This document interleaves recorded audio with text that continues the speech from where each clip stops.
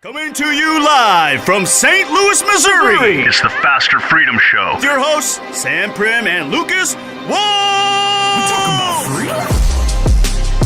What up, everybody? How are you doing today, Lucas? Yeah. Let's hit it. Let's do it, man. We got to work on that intro just a little bit. You got to let that breathe, baby. That I new got intro is fire. excited. We let the whole thing breathe. I just dropped it on the beat a little early. Well, welcome to the live Faster Freedom Show. My name is Sam. And I'm Lucas. And we have been working for about 4 months now. Well, mainly the team. Lucas hasn't done anything. Hey. I've done a little bit, but we have quite the live show for you today. We are going to start going live every Wednesday and Friday at 1:30 Central on all streaming platforms, and the recording of this will be on podcast platforms like Spotify and Apple iTunes the next day. Yeah, for 90 minutes straight, right? So if you can't jump on till 2, go ahead, jump on. Can't jump on till 2:30, we'll still be here. Exactly. And when we're live on the social media platforms, it'll go away, but it'll always be on YouTube. Beautiful, man. Awesome. Well, we have quite the show today to get this thing banged off. Let me go over a quick outro or a quick kind of outline. We got opening rant. We're going to rock here a little bit. We got REI school. We're going to talk about the BRRRR strategy. We're going to break that down. We got slides. We got presentations. We got everything. Our guest, our subject matter expert today is Dusty Sanders. He rehabs about 75 houses a year, so he's pretty good at rehab. Yeah, our director of construction, 75 houses a year. He's probably done that for the past, 5 years in a row. So he's rehabbed a lot of freaking houses. So he's going to help everybody with that. Then we're going to do a live segment. We're going to answer questions. Well, eventually, we're probably going to do like phone stuff, like the Dave Ramsey show, people calling in. And Your favorite show. We'll give Dave a little break today. But anyways, we're going to do like call-ins and stuff like that. But for the first show, we're just going to take questions online. So make sure you're watching on whatever social media platform you're on. Then we're going to riddle Lucas. I'm going to make him look stupid, as always. And then true, false, I'm going to get right. And then we're going to get back to the trash can game because Luke's talking smack and he needs to back it up. Yeah. At what week do you think I start having to shoot left-handed to give you a chance? Not 1 week. So what we do is we take our outlines and we throw it in the trash can. We actually have a trash cam right now. We have a camera facing down at the trash can, so we will be able to see our shots if they go in or not. And we have a scorecard and everything. So we've been putting a lot into this. I'm excited. It's going to be a lot of fun. I'm sure this first episode will be a little choppy. As always, we've never gone live for 90 minutes, but we will get better as it goes, I promise. You do promise. I do promise. So, Lucas, let's talk about what's going on in the world right now. So there's a lot going on. So what we're going to do is we're going to start out with just Lucas and I talking about what's on our mind and getting into some headlines. So right now, this is kind of a crazy stat. U.S. has officially bought more from Mexico than China for the first time in 2 decades. That's pretty wild. That is wild. 2 decades. So last time it happened was 2002, which surprised me. It's happened in the past, honestly. Yeah. Knowing China and all their exports. But, I mean, trade in the world is changing right now. Yes. And I think our relationship with China has been changing for a long time. So I love it. They're neighbors to us. I know we have a lot of issues at the border or whatnot, but in general, I feel like our governments can get along. I think just North America between, Canada, the U.S. down to Mexico, our governments get along very well. So it's all the BS between, the border and all that kind of stuff. That doesn't really have anything to do with anything but our government not doing what they potentially could be doing to stop that. So I think it's cool. Like you said, they're closer.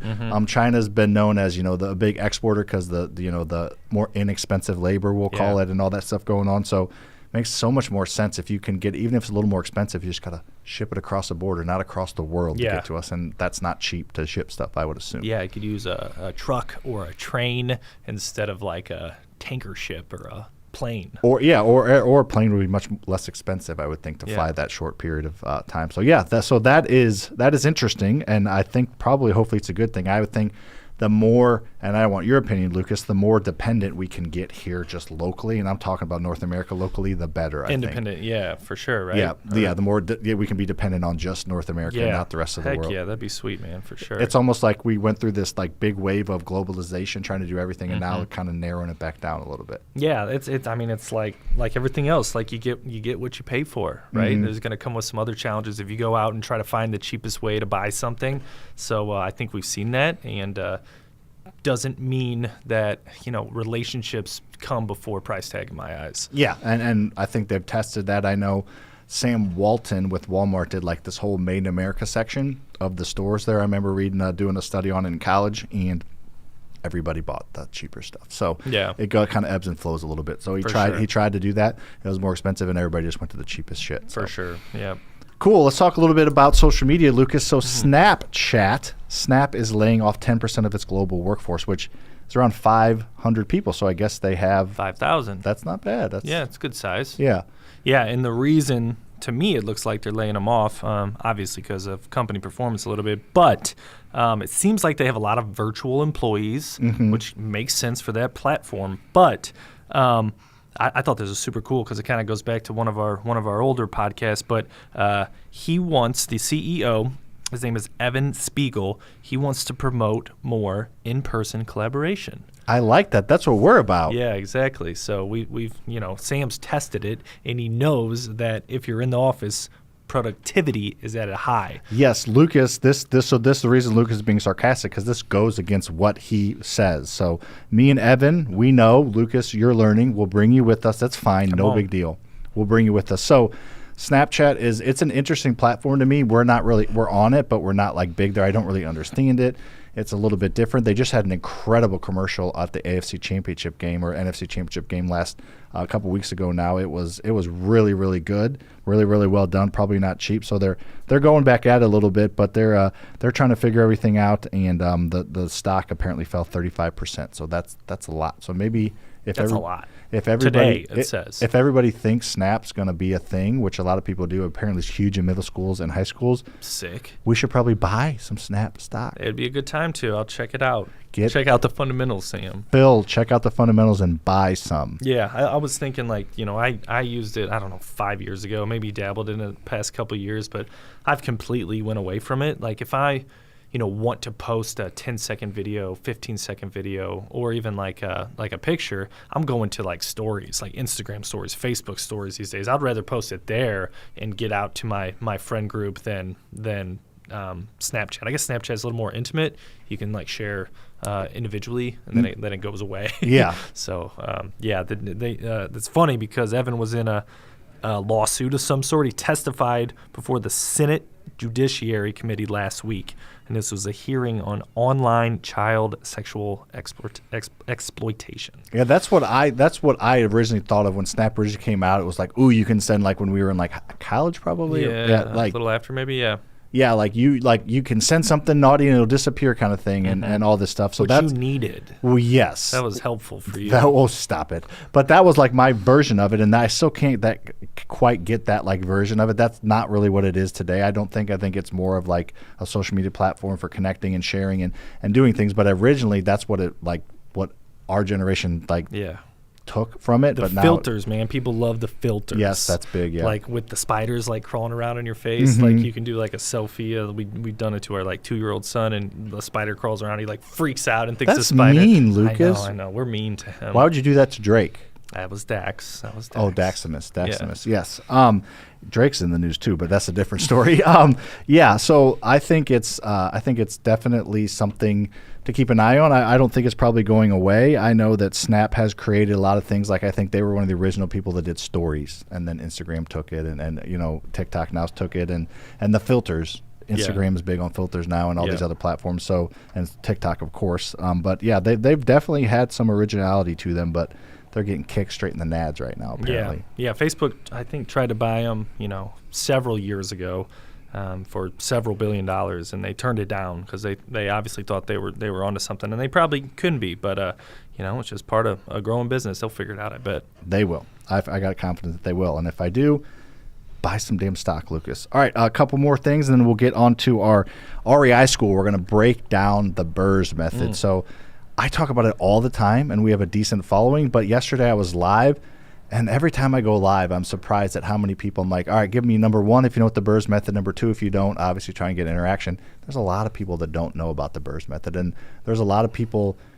We have some students recently that joined that they own 5 rentals. But they never even heard of the method until they heard, like, they are in the space. They have 20 rental, or they have 5 rentals. They put 20% down on. They've spent $150,000, and they didn't know you didn't have to use your own money. Yeah, well, you get you got like 40,000 new followers this past week, right? Yes, So yep. there's people that haven't seen That's your true.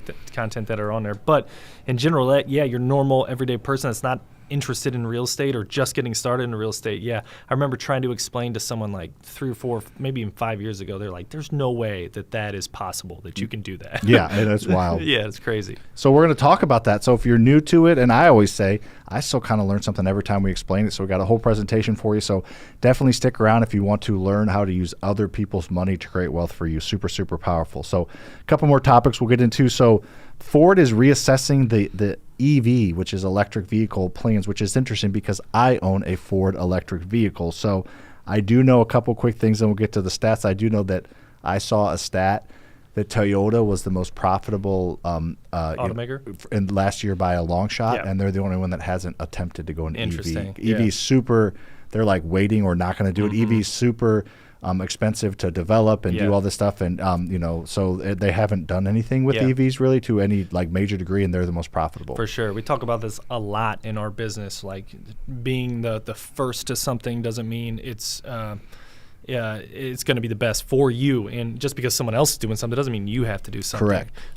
But I also think there's things to be said for, looking at the future and making decisions based on the future and not just this exact calendar year or fiscal year. So do I think these companies that have been, experimenting, adding an EV branch to their division will be better off as a company in 5 years? Yes, I do. 10 years? Yes. But will Toyota be able to do it more efficiently in 2 or 3 years after everybody else works out all the kinks? Potentially as well. So that's all the risk and benefits that these big automakers are weighing on a daily basis probably. Yeah, and I don't think anybody, we talked a little bit about this on the podcast yesterday, I don't know that any company has been able to figure out how to be profitable with this EV stuff. They're not making a profit with it right now. Obviously, the goal is to get more efficient, technology lower their costs, more people be able to like do it at scale. But Tesla, obviously, for the most part, has been so that they're the most part. But it took them a long time to get profitable. And that's crazy Musk. Yeah, that's with the brand of Musk,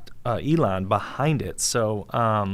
And he will tell you it's a hard freaking business to get ahead in, very regulated, and sustain profitability on. So, and that's all his company does. Yes, that's their bread and butter, electric vehicles, right? A few different models, and for a gasoline automaker to just like have a branch and not be 100% focused on that, and for that to be successful is going to be a big challenge. Yeah, it is, and it's tough to go out. So I have the Ford Lightning electric truck, and it's wild to me. So it is fast. It is so for fast. sure. It'll put your stomach in your butt.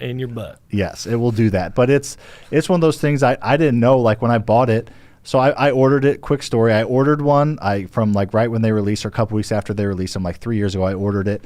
A year and a half later, it wasn't there yet, and there was one on the lot that was returned with like 100 miles on it. So I just went and bought that and canceled my order. And it's the smaller battery, which I was like, whatever, I don't care. So I was getting like 250 miles a charge, which isn't bad. My office is 15 minutes away. It's fine, 15 miles away maybe. But then in the winter, I guess batteries lose some of their juice. Yeah, I'm going like $140, $150. It loses like 100 miles of charge in the winter. So for somebody that drives 40, 50 miles, that's not going to cut it, because what happens if you can't be getting it that low, because you can't just go fill up at a gas station. So for sure, yeah. I think we were also talking about your EV yesterday and how it doesn't make sense probably to own an EV unless you're really close to like a supercharge station, or you make the electric upgrades in your house to get which I did, yeah. So if you don't have the electric updates in your house and you plug your EV into your normal power grid of your house, what kind of charge do you get with that? You get 1 to 3 miles per hour of charge. So if you charge it for 2 hours, you'll get 6 miles of drive time. So if you charge it, all night, say you charge it 10 hours, probably a little more than that, you'll get like 20 miles? 20, 30 miles, yep. Maybe make it there and back from work. But if you get the 240 or 220, whatever the hell it is, volt to charger that I have, it's 18 to 20 miles per charge. So it's fine. It charges every night. And our boy Greg on Facebook, Greg Bachter, says EVs are out there, going to go hydrogen now. Yeah. I heard we should out. Yeah, I heard that there's a Navy vehicle, or there's a Navy ship that does not have any fuel on it. It takes hydrogen. It brings in water as it's moving, and it takes the hydrogen from the water Whoa. and uses that as fuel. That's wild. So stuff, I mean, technology. If they could take that from air, suck in the air Mm-hmm. and turn it into fuel somehow, that'd be crazy. Yeah. There's so many different ones. I remember I did a research paper in my engineering class on what was it? It was I forget it, but it was another Settle down. another type of fuel. I think it was from soybean oils or something. I forget. But anyway, there's a lot of different types.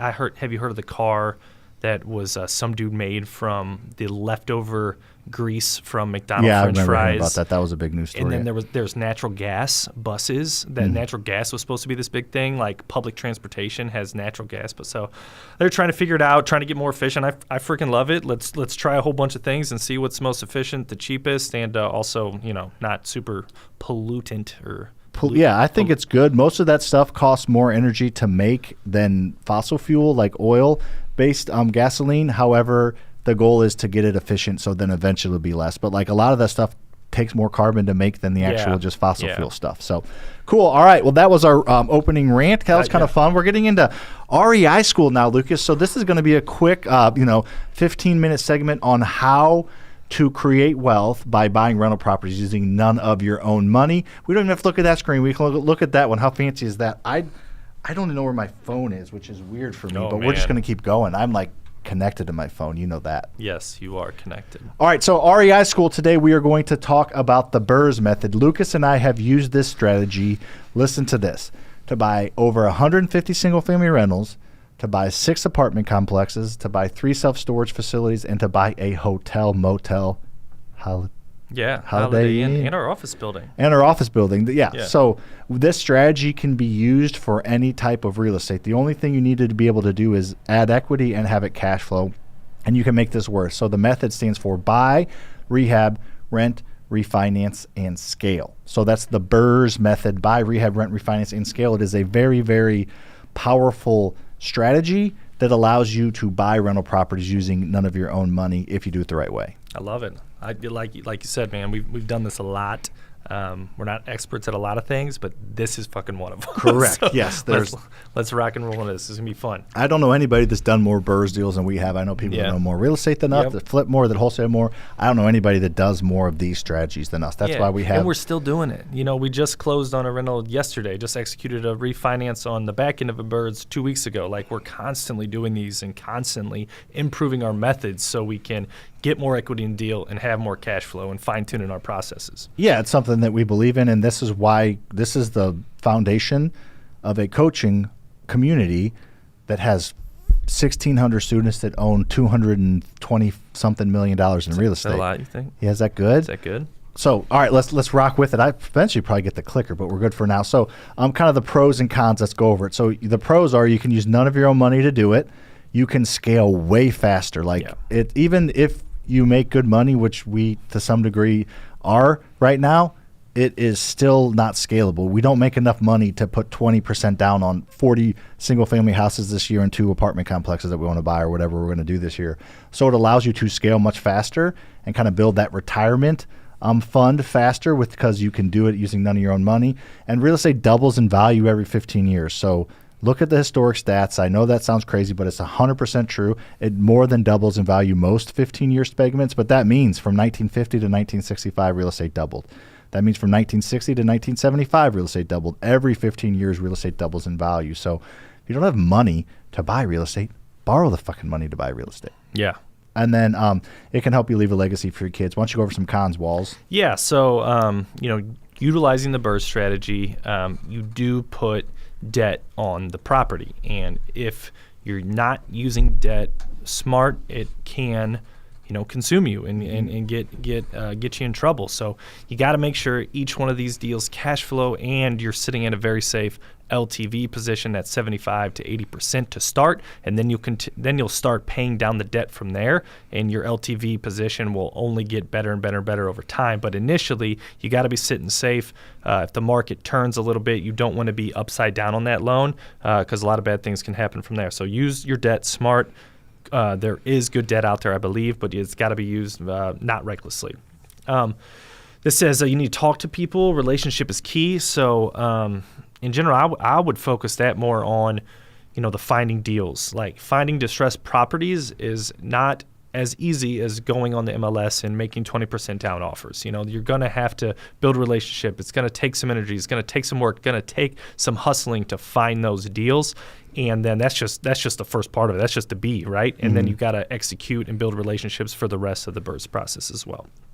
And then interest rates. We talked about that debt and your debt balance on each particular house. 2 years ago, you could go get money at a 4.5% interest rate, right? And that was less than the rate of inflation was over the past couple of years. So it's free money, basically. It was free money, and actually, it almost the opposite. Almost you get paid to take out that mortgage, which is crazy to think about it that way. But theoretically, that's what it is. But as inflation has increased, so is the interest rates. So those interest rates are much higher these days, 8% a lot of times on those commercial loans. So it's a lot harder to find these deals that cash flow without putting actual money into the deal. So you need to make sure those deals pencil out before you go make offers. Yeah, no, it's just a investing strategy that has risk, like all investing strategies. But if done the right way, the pot of gold at the end of the rainbow is, I feel like, so much bigger than most other investing strategies, especially because of the number one thing, leverage. You don't have to use any of your own money. You can't really buy stocks without using your own money. Yeah, you borrow money, but that asset is yours. You own it 100%, and you get to utilize all the tax benefits of it. Your bank doesn't get any tax benefits of it just because they have the loan on it. It's your tax benefits. It's your equity. It's your cash flow. Yep, it's your asset. Nice. All right, on to the next one. So the first step is the buy step. So the key is finding a distressed property, Walls. So getting a distressed property under contract is key. So you got to buy it first, and you can use other people's money to do it, obviously. But let's talk about some sources to source some of these distressed properties, because there's so many distressed properties out there. It's way bigger than most people think. It's one of those things where, the percentage is low, but the numbers are still high because real estate investing and real estate in general is such a big industry. So real estate agents are a great source. Most agents, Lucas, are going to, a good agent's going to do 15 to 20 transactions a year, maybe, to pretty active agent. Yeah. Like on the buy and sell side. And one or two of those for a good agent are going to be like a hoarder house or a distressed fixer-upper, handyman special, something that needs updating that won't pass code. They bring that to you. Wholesalers, they go out and they look for properties that are distressed. They do it, they find it, and they don't want to close on it, so they mark it up and sell it to you. You can drive for dollars. I'm driving around looking for that. We got a Batch Leads affiliate that'll give you a free code to drive for dollars on that.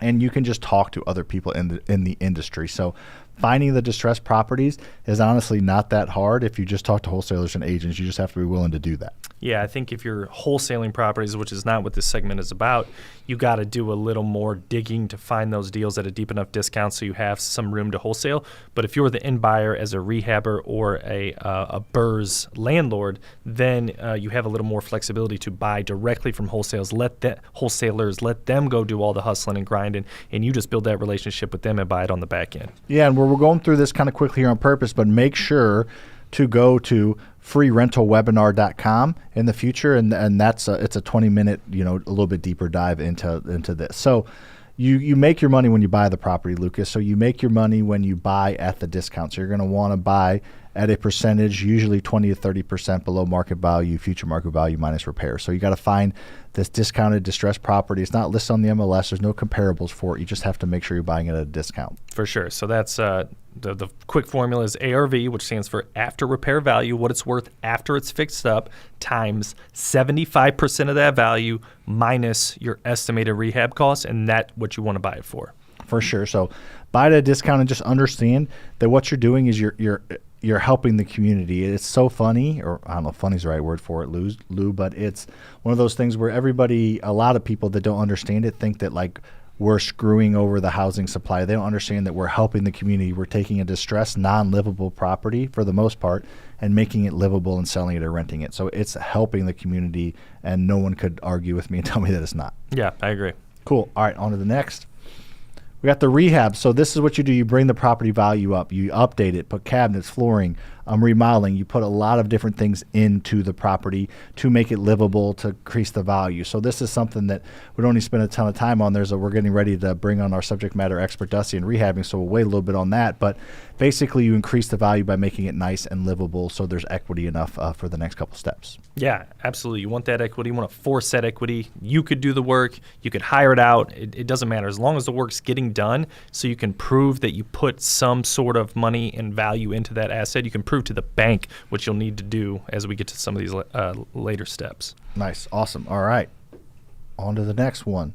The rent. So you bought it, you rehabbed it, now you get it rented. And this is where even some of the negatives, Lucas, of the higher interest rate, this is where you can get flexible. This is like, it's all fun, but to me, this is like where you have different levels, so levers to pull. So getting it, higher interest rates, long-term rentals, you're getting the lowest rent per month, that route. It's the most steady income. It's what we mainly have, but interest rates have made that tougher. Now, with midterm rentals or short-term rentals, you can just rent it out on a nightly basis, on a monthly basis, or a yearly basis to kind of interchange what type of cash flow will allow you to be positive. Yeah, and you would think, this is a question for you, if you're going the short-term rental route, like the Airbnb, VRBO, or the midterm rental route, like the traveling nurses and professionals and displaced insurance people, those require you to furnish your house or your apartment. Correct. Unit, whereas a long-term rental, they bring the furniture. It's just a vacant thing. So there is some cost associated with furnishing. So would you think you want to know what exit strategy when you're going in to make an offer on the house? I would think so, especially, at minimum, know what you're going to do before you refinance it. Mm-hmm. Because you can always, add some furniture to it. And if you buy it deep enough, it's about $3 to $5 a square foot to furnish a property decently. So you can potentially, during the rehab, figure that out that you're going to do that. But ideally, it would be before, so you can build in that $5 to $10 grand of furniture, whatever it's going to cost. Yeah, and I always run my numbers from a long-term perspective still. Yeah. Like long-term, you don't furnish it. Is it going to cash flow or break even, make a little money on a long-term scenario? Then if it's going to do that, you're in a great position for an MTR or an STR. But if you buy off of MTR and STR numbers, it limits your exit strategy, therefore multiplies your risk a little bit in my eyes. Yeah, so if it works for a long-term rental, it'll work for the other two. Now you got to be specific about location. Certain one of our rentals would not make good long or short-term rentals. But Dusty, is the on-air sign on out there or not? Above the door out there? Okay, just checking, seeing how professional we really are. Let's see. It's on? Okay. All right. I got the middle finger. I don't know what that means. Cool. All right. So another couple quick tips on this is be landlords, not slumlords. Like, of course, there are bad landlords out there. We call them slumlords. In any industry, there's bad, people or bad, business strategies. So take care of your tenant, take care of your property, do things the right way. And it's very ironic to me. The tenant or the people that are slumlords, they don't care about their tenant. They don't care about cash flow. They let the property go to hell. They don't take care of their tenants because they want cash flow. But they technically cash flow less by doing that because of the turnover and the cost and the lack of property value growth. But if you spend extra time and energy taking care of your property and the tenant, you'll end up cash flowing more. So it's the exact opposite they want is what they achieve. Yeah, you want that tenant to stay in there, pretty damn long, right? There's probably a sweet spot. You probably don't want to stay in there for 30 years. You probably want them to stay in there. I like that 5, that fizzy. That 5 to 10 is probably the sweet spot. So you don't fall behind on rent with renewals, but you're not spending money on turnover every single year, every 2 years, because like you said, that's the most expensive part of the game. So if you can keep them happy, respond to maintenance requests quickly, communicate, I think they're apt to stay in there a longer period of time. Agreed. Cool. So definitely just make sure you work through all that. And so the next step, which is a very important step, is the refinance step. Lucas, want to talk through that a little bit? Yes, Sam. Do it then. Right. So, so the refinance part, this is what makes it all possible. You buy the house on the front end with some sort of short-term money. It could be your own cash, it could be from your own HELOC, it could be from a private lender, could be from a hard money lender. So you buy it up front, rehab it up front with some short-term funding, usually around that 6 months, 3 to 12 months probably for most people it's going to take. And then you want to refinance out that short-term money with some sort of long-term debt. So you'll take your rehabbed property to a bank. We like to use local banks that understand the BRRRR strategy in general. There's a lot of banks in our area that know this product and like to lend on this product, but there's more banks in our area that have no idea what this is. So it's not worth trying to convince them that this is a good idea for them. Find a bank that already likes this and go to them. They will, you work with them. They'll send an appraiser out to your property and meet that appraiser there, show them why you think it's worth what it's worth. They'll put a value on the property, and then the bank will give you a check for 80% of the value of the property, and then you'll start paying monthly mortgage payments on that 80% bank debt balance. Couple things. Do you think it's odd that the lettering we picked, everything is uppercase except the I's? Is that maybe because the L's are that's interesting, right? Refinance. Well, I mean, no, you can just because it's a lowercase doesn't mean you pronounce it differently. Really? Yeah. Oh. And Dusty, how do you got no shoelaces in your shoes? What are you, a freaking, who's your shoeless Joe Jackson over here? We'll get him on here in a minute. Anyways. When I call you Samuel, I lowercase and uppercase some different letters there. I think it just helps pronunciate. It does not. Helps me. Samuel. Well, Samuel. You need a lot more fucking help than that. Capital S, lowercase A, M, capital U. All right, onto the E, scale. Capital L. Samuel. Thank you for that. On to the scale portion. This is one of my. This is something that we created a couple years ago. So the BRRRR, for those that don't know, and thank you, Dominic, for the chat there on Facebook. He says so informative. For the Samuel chat. That was well before your stupid Samuel rant. But anyways, this is so the BRRRR method. The BRRRR method's been around for a long time. Yeah. But Bigger Pockets, and I think Brandon had a big part of that. Brandon Turner.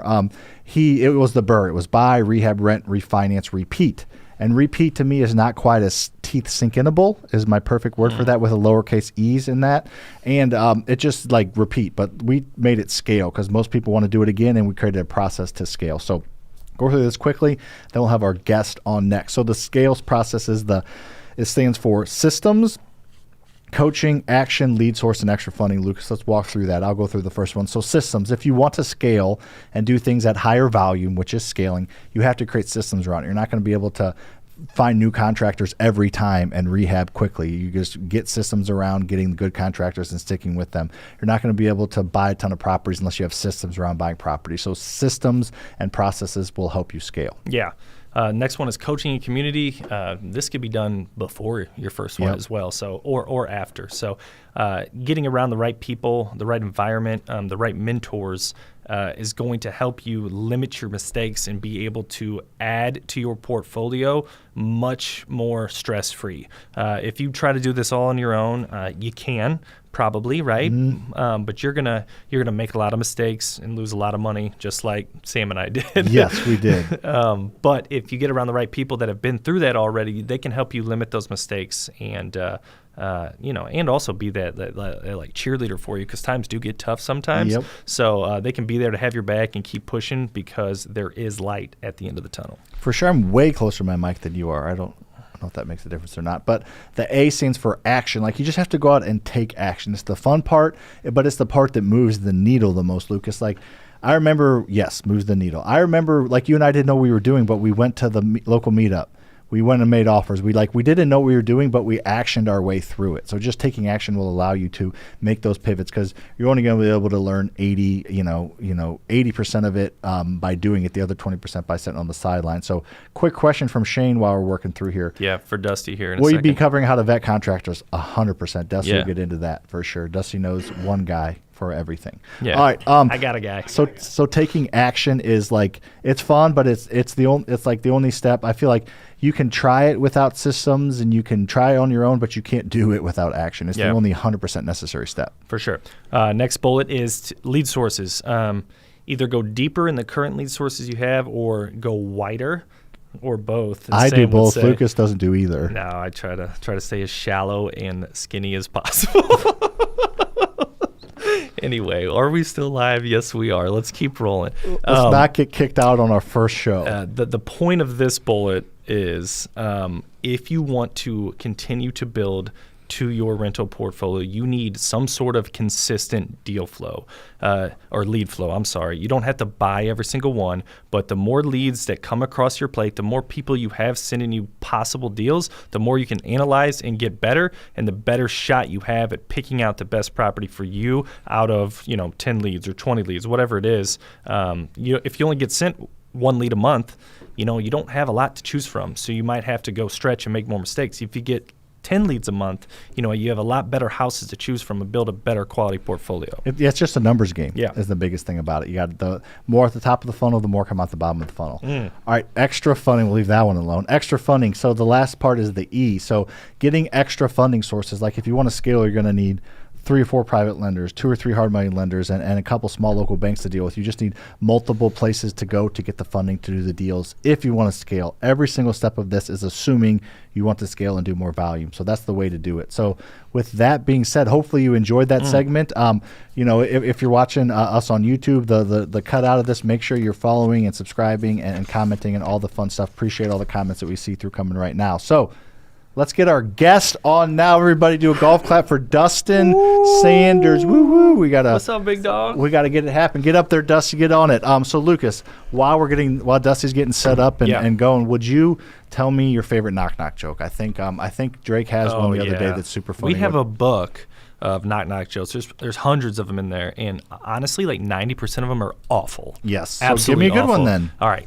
Knock knock. Who's there? Dishes. Dishes who? Dishes the police. Open up.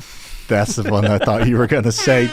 Oh, there he is. Get the little. That's the one that gets my 7-year-old laughing the most. So yes, well, Dusty probably and Sam too. Obviously, well, but yes, very similar. Very similar. Cool. Yeah. Get that thing a little closer to your mic, Dusty. So we got Dustin Lee Sanders, as I call him. He is an extraordinaire when it comes to rehabbing. We introduced you a little bit earlier. We said a lot of good stuff, so we're not going to do that now because you're here. That's not kind of how this works. But Dusty doesn't know how to tie his shoes. That's why he doesn't have shoelaces. Will you show us your shoe, please? Yeah, sure. Yeah. It's called efficiency, bro. So why? Need laces. Why you like the look of it too? No, I broke them and I can put a new set in. Perfect. Are you all right? Get that thing about a fist length away. There you go. About you 6 know what inches. length away. Yeah, 6 inches. So like that. Super familiar. That's 6 inches. 6 inches, right? Yeah, that's 6 inches. That's what I keep telling Courtney. Awesome. So Dusty, we talked about you a little bit earlier. So do another quick intro. So Dusty is rehabbed more houses in the past 5 years than probably everybody you know combined. People listening, 75 houses a year between your stuff and our stuff. So you are a rehab extraordinaire, and rehabbing scares people, Dusty, which I understand. We make fun of Luke's and I, like we're not handy like you were, but we're handier than most, but we still like wouldn't be good at. I can't imagine people that aren't good at, like they don't know which way your screwdriver turns. I mean, I love you too dearly. I would trust Luke with tools before I ever give you. That's not accurate at all. Oh my gosh! Yes, it is. That's accurate. Yeah. That is not accurate. I'm Yeah. not even sure I trust you with a paintbrush. I don't hear him in here. Is that a thing? I don't hear him in here. Do you, Lucas? I don't either. Okay. Yeah. So I Just don't make sure his mic's hot here. Yeah, hot mic. it's gotta be. I don't know. I don't hear Try you. again, Dusty. Test 1, 2. Okay, now it is. Now you got me. Yeah. I fair think enough. so, or maybe you're just too far away. Yeah, I love you too dearly. Yeah. But I wouldn't trust Sam with a paintbrush. But let Sam alone was a- actually- I'm the best. I'm a much better painter than you. I wouldn't say that. You started painting earlier. You're faster, but it's definitely sloppier. It's not sloppy. Yeah. Yeah, speed does not equal better. Paint was one thing that Sam was pretty good at. And it was one of the things that we held on to the longest when we transitioned out to contracting our projects out. We were like, all right, we're still going to paint it. We're still going to paint it. So we did that. I don't know. Yeah, I mean, save us money. 20, It wasn't 30 bad thing. houses. We're at the property anyway, so we would Yeah. paint. So That's about all we knew how to do. So. yes, that is that and demo. I was good at demo. Actually, we were really like.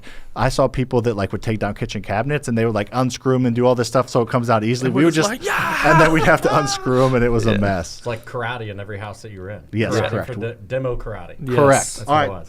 So, Dusty, we're going to get to it and throw your questions in the chat box. Yes, somebody can hear you now, so keep her close. So, Dusty. Dusty rehabs 75 houses a year. He owns about an $8 million rental portfolio, 40-ish units, some single families and some multifamily in there as well. He's also one of the coaches of our Faster Freedom community, the 1,600 students that own 220-something million in real estate. So Dusty knows it. He does it. He coaches on it. He teaches it. So he is, unfortunately, the probably the biggest expert anybody's going to have on here about rehabbing. So. Fair. Welcome. I'm glad to be here. Well, yeah, glad to be here. Awesome. Dusty, so why don't you tell us a little bit about your story? And I will, just so you know, Dusty, like he likes to talk. So if I'm rude and cut him off, that's just for your sake. Not he can handle it, I promise. All right, so tell me your story. From the beginning, like my origin story? Yeah, just kind of just your story in real estate, yeah. Fair. I would have a friend of mine I was helping do some tenant turns for that had 8 or 10 properties. He was also in the public service arena that I worked in as well, and we'd been friends since we were probably middle school or elementary. And I was doing some tenant turns with him. I was going through a weird patch in life and was looking for something else to kind of evolve to the next step. And he had turned me into the Faster House Buyers Club, and that had been April of 2017 was my first introduction to real estate investing. And walked into an open community at that time, completely open arms. They welcomed me in. I had no idea what the hell I was doing there. Didn't know a single soul in the building, honestly. Ended up sitting down next to the original owners of Faster House, would have been Brian Schroeder, and we had a conversation. And the whole talk that night was just welcoming and everything like that. But the conversation in his meetup that night was how to build enough rental portfolios enough rentals with passive income to replace your W-2 job. So it was a simple formula and calculation, etc. How many doors I needed to accumulate in X amount of time to then replace my W-2 income. At that point, I was pretty much hooked on everything real estate. I could not stop. Did you run that night? Yeah, at that point in time, I was a whole, probably 40 pounds lighter than I am currently. Not that I'm a big guy, but I have been a big guy. Mm-hmm. I'm no longer. You know what a big guy is. Yeah, I'm no longer a big guy. Dusty has some big guy in him still. He just doesn't let it out. I don't let that out. I'm a fat kid at heart, 100%. But I went out that night. I left the meetup. I talked to my significant other that night. I told her, I said, hey, my mind is a hot mess. I can't believe I never thought of this beforehand. I've been in public service almost, at that point in time, probably 15 years. And I'd been working in the trade since I was a kid. So I just never made the connection of how I could use my skill set with my hands and my energy level to then make money doing something I really enjoyed. Mm-hmm. So I went out on I lived in St. Charles at the time, went out on a long run on the Katy Trail, somewhere just less than around 30 miles total. Got home in the middle of the night. It was like 3 or 4 o'clock in the morning. I was bloodied and beaten and battered and torn up and was not prepared for a run like that. But that was the only way I could get my mind to relax and think about what I had in front of me.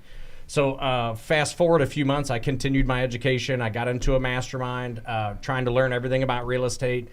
September, October of 2017, I bought my first rental, and I bought 3 more before the end of the year.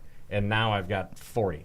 Yeah, so you came in hot. Yeah, came in hot and heavy. Yeah, that night, like, is almost like a midlife crisis. Yep. Hopefully not midlife for not you, midlife but I mean you quarter were, life. You were in a career for how many years before that? 15-ish? Yeah, 2002 I got. Yeah, so 15 years. Yeah. And probably just were feeling a type of way. I don't know. You knew something else was out there. Yeah, in my career path, I loved what I did. I loved everything about it. But it just became more about the money for the business operation and less about caring for the people I was really out to help. Yeah. And I just, it became a point in my life where I was like, you know what, this is no longer any fun for me. I want to find something that makes me tick again. And I stumbled into real estate. Yeah, I think Brené Brown says it the best. She doesn't like the word midlife crisis. She calls it an awakening.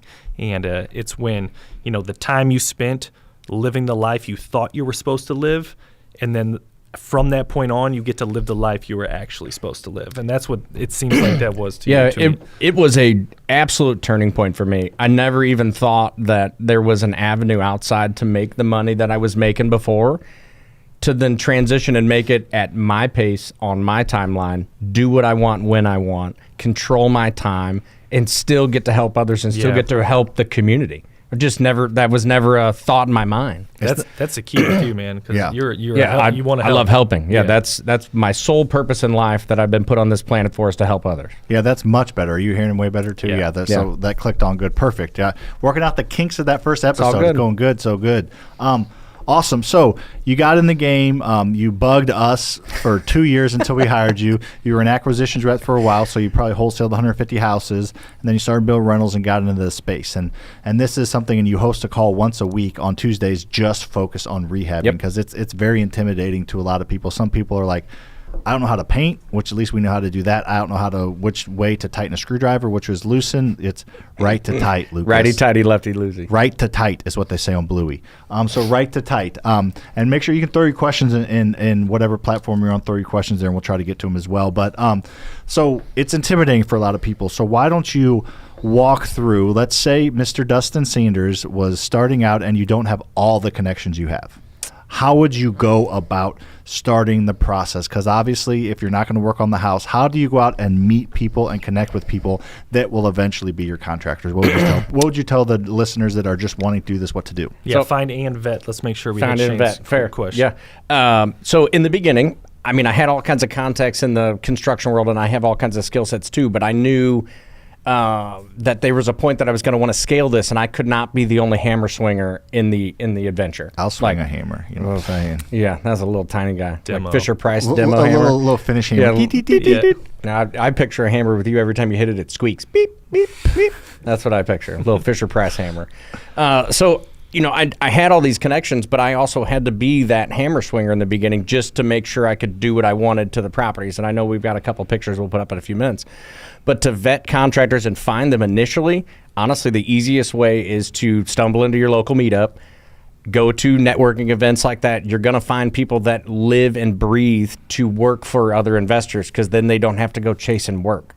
Contractors all the time, you'll run into them and they'll, hey, I don't have any work going on right now. What else can I do? Well, if you find the contractors that you want to work for or work with, they're going to be always busy doing what they love to do. They may not make every dollar in every single project, but they're going to make a reasonable wage. They're going to work the time that they want to work. They're going to turn out the product that you want and then be able to move on. So in the beginning, finding contractors, start at your local meetup. That's a super easy place because there's going to be contractors there that then want to be also in the investing space. So they're kind of playing both sides of the fence there. They want to learn what you're doing and how you're doing it. Now you're able to pass that knowledge to them, and they're able to pass you rehab skill sets or trade skills that you don't have. Yeah. That's one place to find them. Meetups, big one. Yep, big ups, meetups. In your local real estate investing groups on Facebook or social media, you can also ask for contractors there. You're going to get a whole lot of people that may not have the skill sets that they want you to have. So they say they have. Or they say they have, correct. So we'll get into that vetting part. The other part, if you're an early riser, I did this all the time, and I still do this to this day. I will be at Home Depot at 6 a.m. or the big box stores at 6 a.m., maybe even 5:30. I want to see the tradesmen that are walking in there at that time of day because those are the guys that are on the street every day doing what they love to do. That's a very simple way to find a contractor. Then to vet them, those are ways to find them. To vet them, I always ask for references. I want to ask for the ability to provide a W-9, so that's proof that they are a an actual legitimate business, legitimate business. That's the way to put that. A W-9, and then I want them to have insurance or insurability. Whether if they're a sole operation, you're a small company, you can get by with a liability insurance. Different piece of the puzzle, but you definitely want them to have insurance. Because if something goes wrong on one of your job sites and they're there, that then falls on you. You don't want that fall on that sword. That could get really expensive really quickly. Another way to find a contractor, those are vetting them, kind of bounce around there. Another way to find a contractor, do this a lot still. If I'm in neighborhoods that we're working in and I see another team or company working that fits a need that we have, I will absolutely stop, get out of the truck, get a business card, and walk up, do a door knock, and talk to somebody. Because that way I know they're doing right there. I've just dropped in on a job site that they didn't know I was coming. You can see their work, I can see their work. I can see their level of cleanliness. I can see how they're progressing through a project that I have no knowledge of, but I will stop and door knock a house to find somebody like that. That's the guy that does a lot of our painting that isn't just our general crews. That's how we found him. I literally saw him in Maryland Heights painting a house, had a nice vehicle. He was sitting out with his son on the front porch, having lunch. I just popped out of the truck, handed him my card. We talked. I got references from him immediately from the homeowners. I got other contacts from them shared, was able to make that connection, and he's painted a bunch of houses for us in the last couple of years too. Yeah, it's super cool. Shane asked, what about remotely? And I'll try to answer this real quick, but to me, you have to have some sort of partner on the ground to be able to rehab and find contractors effectively, whether that's, a project manager, a real estate agent, inspector, someone to go do all the things that Dusty just said for you in the market that you want to invest in, period. In any other ways that you can handle that or find contractors or vet them remotely that you guys know? I mean, there's the online Facebook groups and things like that. So I could be living in California and join the local real estate investing Facebook group here in Missouri and ask all the questions that you said and start to get the contact base, but you still need somebody to meet them. So that's why we always say, if you're picking a remote market, if you're still kind of up in the air, ideally somewhere that is somewhat close to you and or hopefully both, that you have some type of connection, a college buddy, a college girlfriend, a high school friend, a cousin, a family member, somebody that you can pay or partner with that's willing to go just meet people. They can FaceTime when you're there with technology. You just need somebody on the ground that you truck to kind of be your errand boy, your errand girl, just for a little bit to go to these properties and have some type of connection. And it might take a while. That's why you might not be able to pick St. Louis. That's why maybe you pick Indianapolis. You just got to find a market, preferably in like the Sun Belt, the Rust Belt, that is a good market that you have a connection with. Yeah, because having the boots on the ground, it's not integral every day,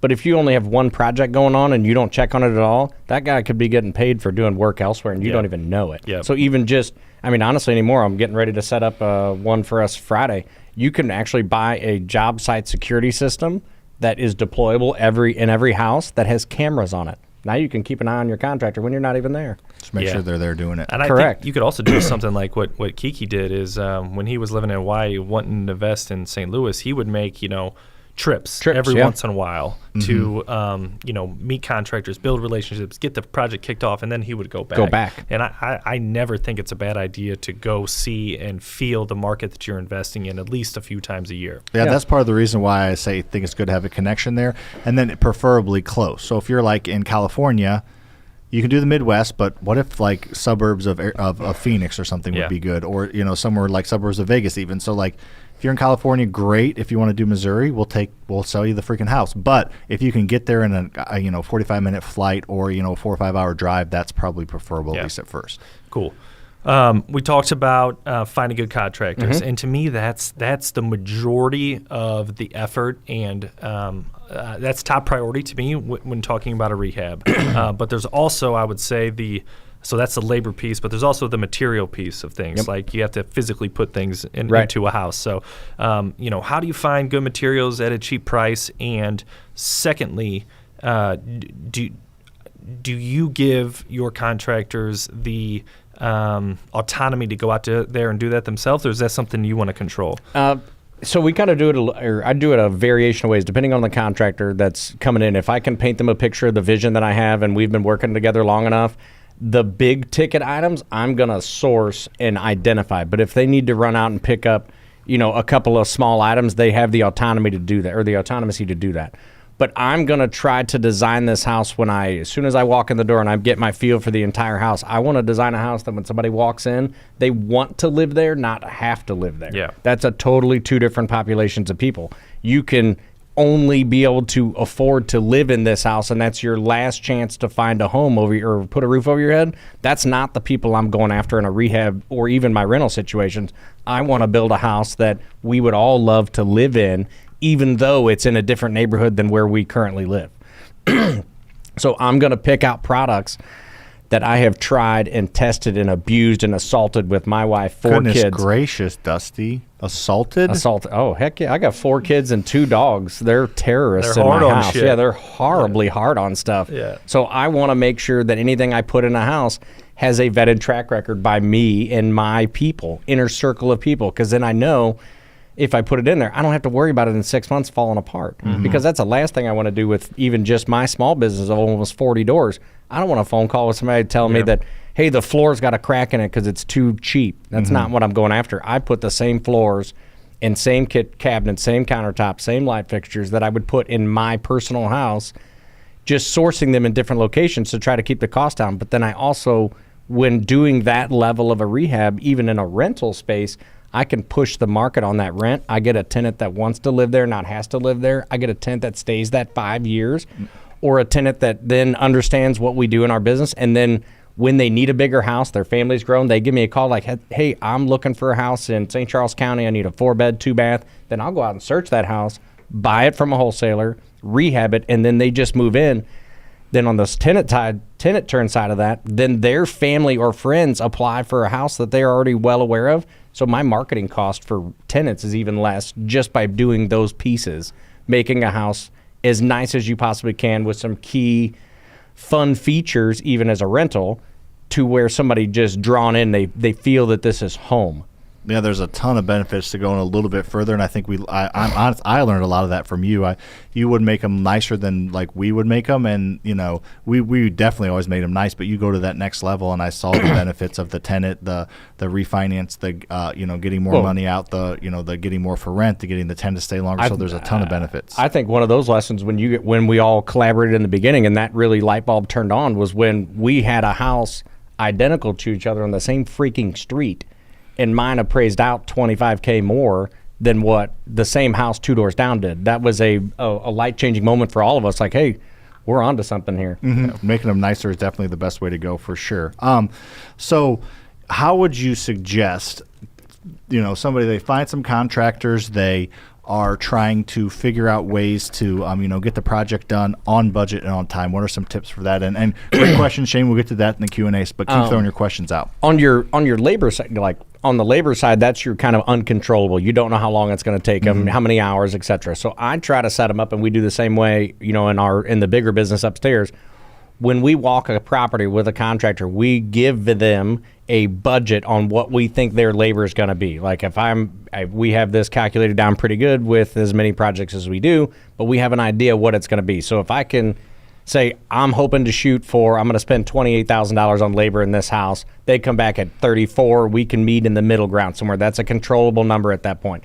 Then if I can control my material costs, if I know what those are up front and have those kind of identified what it's going to cost me, staying on budget isn't terribly hard as long as you don't find those unforeseeable things that pop up in houses. And they always do. We do these 8 or 9 at a time right now, and shit happens, honestly. You can't see can't say shit on here or fuck. Well, you've already said them both, so I'm just jumping on. If there's quotes around it, we can't. Oh, yes. Okay. So every time I cuss, I got to go like this? Got it. I'm on. I got this. So if we can control those unforeseen things, which we have learned to do now with just the way we look at a property. We actually do kind of a viability study before we actually turn it loose to a rehab. So we have a pretty good idea. And I think in 2023, other than 3 or 4 outliers, our budget variance was less than 5% over 30 plus rehabs that we did for your business alone. So that's just based on how we set them up in the beginning and how we work backwards through the numbers. Yeah, no, I think I would add on to that. The simplest form is communicate with your project, managing your project or your contractors. Communicate with them as far as the expectation, the budget you have put in, the time frame. Just communicate and get immediate feedback as much as possible, rather than just letting them go, not checking on the project and seeing what happens. That will never end well. And try to stay away from the I don't want to say all contractors are this way, but the contractor that pushes time and material, I don't want that all the time, because if they work slow, or they can't put their cell phone down, or they can't put their radio down, or they can't leave their other coworkers alone, your timeline goes, and then your profit goes the opposite direction, because they're taking longer to do the work and you're paying them more, and all your profit gets eaten up. Yeah, and just simple things like, weekly house visits. And a lot of times, the easiest part of the project is probably the first few weeks, demo, the big stuff, right? So that part might seem like it goes well, but as that project nears completion is when it's probably the most challenging and most important for you to stay in the constant communication with your contractor. That last 5 or 10% is extremely challenging, and you need to be on top of it, communicating and working with your contractors to get those done. Absolutely. And then in that last 10% is some of the most critical work that you'll do if you're setting fixtures and setting cabinets and putting door hardware on and putting lights up. Those are all things that can bite you in the ass and cause major amounts of money. Ass. Oh, yes. My bad. Yeah. Sorry, quoted it. All those little bitty items can actually add up on the end of a project, and if you don't allocate enough time, it'll run away from you in a hurry. For sure, and if you're wanting some help with that and you're watching, it's super simple website. We have a free calculator for you. So Faster Freedom our company, fasterfreedomcalculator.com. It's a free analyzer tool that we use that runs through what price to pay, but also runs through an entire rehab budget, room by room, of how you can separate and add up the cost. So it makes it super easy. On that calculator, that's the numbers and the math there are based off every rehab we've done in the last number of years. We're able to calculate backwards based off square footage because we do a volume of them that most don't. So it gets you really close to what I would consider your costs are going to be in like the Midwest, above the Mason-Dixon line. You need to do your due diligence per market, but yeah, it gets you close. It'll get you real close, for sure. Cool. All right, so you get down to the end of this dang project, right? We're talking about that last 10%. Well, let me fast forward a little bit here. So you finish the project, and you're going towards, say you're going to sell this house. You are going to have people in that house that put an offer on it, that get under contract, that hire a private inspector that picks that house apart. Also, you'll have another inspection that you'll have to pass with the municipality. So what are some best practices of setting the house up the right way so it doesn't throw any red flags up during either of those inspections? So the third-party retail inspection is a wild card in our state, unfortunately, because there are really, in the state of Missouri, there's not a licensing or governing body for any home inspectors. And that's probably fair through most of the United States, to be honest. They're not all created equally, and how they report what they find can be peaceful, or you could give the same inspector or the same house to a different inspector, and what they report is then almost, I'm not going to say malicious, but the way it's written is like the fucking sky is falling. Into the world. Into the world, right. Yeah. And we've had that recently, honestly. We actually had 2 deals fall apart, under contract, and both of them were very simple repairs and done in a matter of minutes. But what was found and the way it was reported sounded catastrophic. So I like to go through every house, and I still do this now. I've done it already once or twice this week. I will take in a set of like minor inspectionary tools. Like I'll take in outlet testers, and I've got a thermal imaging camera and some other things that I'll take in. I will test every outlet in the house. I will test every switch in the house. I will test everything that functions with any sort of function. Water heaters, HVAC, AC, bathroom fixtures, your toilets, all of it. Because then I know that when I turn this over onto the market, there's very little that somebody's going to come back and be like, oh, this is a piece of shit. The toilet doesn't work. Well, it worked yesterday. I was there. Shit. So it worked yesterday. But it does happen. And then we'll also, your municipal inspections here in our area, a lot of them, you can actually get a copy of what they're looking for on their occupancy inspection. Get one. Look at it, and then go through it line by line. It's print. St. Louis County, you can print it off the internet. So we will go through, and we've built like an end-of-project checklist now to where we go through, and we'll test everything. And we usually try to do that like Monday before we list or Tuesday before we list, because then we get cleaning and everything Wednesday, Thursday, and it goes live Friday. So we have a schedule planned out, but then that gives me time before it goes live to go in and make any minor tweaks that I need to make or any touch-up repairs. Or, I mean, you could have one ground or one neutral disconnected in your electrical system and the whole house goes dark. I mean, that's going to show up on inspection or super obvious when somebody walks in, flips a light, and nothing works. That's going to be a red flag. So starting from the outside in, we will make a lap around the house, and we'll actually assess like gutters, make sure they're on, make sure that we're not overflowing, make sure the yard's cleaned up. There's no trip hazards on any of the concrete or flat work. All the stairs are, where they need to be. All the handrails are where they need to be. It's a very simple process, but there's just a list of things that we'll go through and walk through them. And when we get to market, 9 times out of 10, we don't have any issues. And our municipal inspections are laughable most days, like super easy. We do, after you do that enough and get good at it, you'll get first-time pass on occupancy and on the municipal inspections too. You just learn what they're looking for. Then when you get the inspector there, I will always tell you on the municipal side, and any of your permittable inspections, be there or have your contractor there, because then that gives, you can guide that inspector through the house. Because if you don't, now they got a lockbox and they may have an hour slated for your inspection. They're going to just walk through and destroy you. Not because they want to, but that's just their mindset when they get there and it's an open house. So be there, talk to them, build relationships with them, build rapport with them. That's huge, because when something does go wrong, now you got to phone a friend that is actually your subject matter expert in the community that you're working in. Yeah. That is beyond valuable. So to would you suggest, a lot of people say, leave a couple obvious things for the inspector to catch so they feel like they're doing their job so they don't dig for something? Would you suggest that, yes or no? I used to do that. Yeah, honestly, 100%. I would leave, and 9 times out of 10, the parts that I would be missing or things that I would leave behind. It's in my car. It was in the drawers it was already in the house. Yeah. Like I had it stashed there and be like, oh, you don't have this. Oh, yeah, I do. Here it is. Boop, I didn't boop. see that outlet cover dang wasn't it. on. You know, something simple because Oh, no. they feel like You caught me. Yeah, you caught me red-handed. And it honestly, it would be super simple things, but those little items, just 1 or 2 of them, you know, leave your garbage disposal, you know, plug in or something. They're gonna run and be like, oh, here it is, boom, it's no big deal. You just unplug it, 2 screws, and boom, you're done. Like little simple things. Don't leave anything catastrophic. or anything that you need that they're going to call a permit on. Oh, permit on, yeah, 100%. Yeah, and the permit, you know, once you get past those permit inspections, but the end-to-buyer retail third-party inspectors, they are not all cut from the same cloth. Like, they're just not. It's unfortunate, but there's no standard of They're going to find something whether you leave it for them or not. Correct. Those I type know. of I people. was, yeah. But on the municipality side, I think is where yours comes into play a little bit more. Yeah, like, oh, I forgot a CO occupancy. detector. Oopsie daisy. Yeah. You know, or you get, you know, they need, in this municipality, they need 1 per floor of the house. Okay, well, I put 1 in. The other 2 are in the basement. Yeah. You know, because so when they come in, they're like, oh, you don't have a CO detector. Got you. Yeah, I do. They're in the drawer. Be back, no problems at all. This is easy. So I think the most important part of that is having some sort of end-of-project checklist, or you can call it a pre-inspection checklist before you go to the rental market, before you go to the retail market, before you get an occupancy inspection. Execute that end-of-project checklist, whether it's you, whether it's your contractor, somebody that has the skills to go through that paper, check. You can build your own. You can pull it from the website.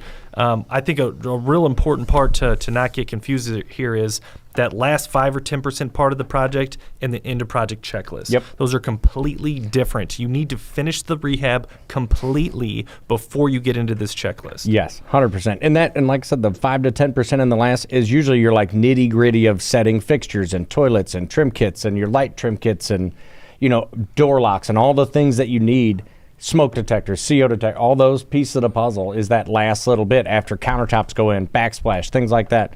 Once all those items are identified and done, get your checklist out and start walking through it, because then you have time to bring your contractors back before you get the market breathing down your neck. I like it. And somebody asked, do you need an LLC to rehab a project? And the answer to that is no, you don't need an LLC. However, if you're in the rehab game, or if you're in the real estate investing game, I would suggest getting an LLC, and we can help you get one. I feel like we have an answer for everything they want. So if you want help using our LLC partner Prime, there's probably a link in the description on YouTube and the show notes on the podcast platforms. If not, just DM me on Instagram LLC, and I'll send you some information. So Dusty, let's kind of go through some pictures, and for the radio audience, I apologize, we'll describe them, but let's go through some pictures and kind of walk through kind of a typical rehab. This is typically what we're kind of looking at. Dusty, kind of describe the pictures for the radio audience. Actually, this is my very first house that I ever bought. This is 295 Paul Avenue. That was the thing in the 80s or 70s so right there. In the beginning, and this is kind of the topic that we touched on a little earlier, finding or making a rehab out that somebody wants to live in, not has to live in. In the beginning, the mentor that I had, great guy, just wasn't in my cup of tea for what we wanted as tenants. This is the level of finish that I was coached into. What I call into grandma nice, right? Clean and functional. Nothing fancy, just make the house, good bones, make everything work. 70s, right? This is probably 70s, 80s cabinets? Okay. 100%. This is a 1970s. So this is a house that was I want to say $125,000, $130,000 ARV. I had a budget of $10,000. No, let's say $10,000 on it. I went in and spent like $5,000 in this house, and you'll see I literally painted it, changed light fixtures. There was a couple of pictures that Tyler's got here. But all the bathrooms. Pink. Why was pink ever a thing for? I still don't understand it. The amount of bathrooms that we look at that are just a horrific color of these old like pastels and paisley, like awful. So blue, right? So this was before. This is after I did my rental rehab at the beginning. We went to market somewhere around like November, December. I got no interest in this house. On the rental side? On the rental side. Okay. Not a single. The only people that were applying or were looking at this house were hardened criminals, pedophiles, people that were measuring distances to the school zone. That's a sky blue toilet. Yes. Yeah. Okay. Why I ever thought that was a good idea, I have no idea. It matches the tile and Yeah, the tub. and the tub and the floor. It matches the whole freaking bathroom's blue. What's that And, over hey, on the right do you there, like- to the right of the faucet? Oh, that's soap. You didn't know? That's how I staged Okay, it. it matches the yeah. soap Yeah. So I mean, nozzle literally. as well. So I bought 2 houses within about 3 weeks of each other, and the coach that I had at the time, great guy.